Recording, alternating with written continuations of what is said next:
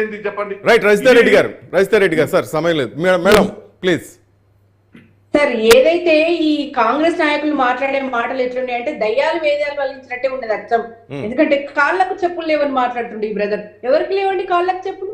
ఎంత అధ్వాన స్థితిలో ఎవరున్నారు ఒకసారి నిరూపించగలరా? ఇవన్నీ కాదండి. ఎన్ కన్వెన్షన్ దానికి పర్మిషన్ ఇచ్చింది ఎవరు? కాంగ్రెస్ పార్టీ కాదా? మళ్ళీ కూలగొట్టింది కూడా మీరే.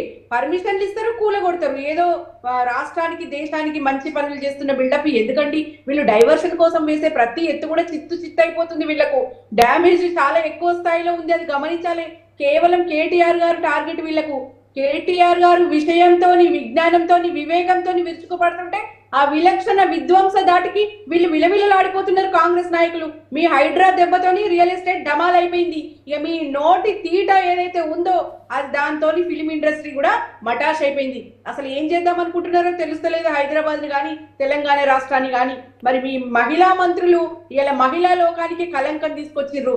దీని మీద ముఖ్యమంత్రి గారు ఎలాంటి ఖండన లేదు. ఇంతవరకు కూడా తెలంగాణ రాష్ట్ర ప్రజలు తెలంగాణ రాష్ట్ర చరిత్రలో మాయని మచ్చగా నిలిచిపోతుంది కాంగ్రెస్ పార్టీ. దయచేసి పేద ప్రజల పక్షాన కొట్లాడండి.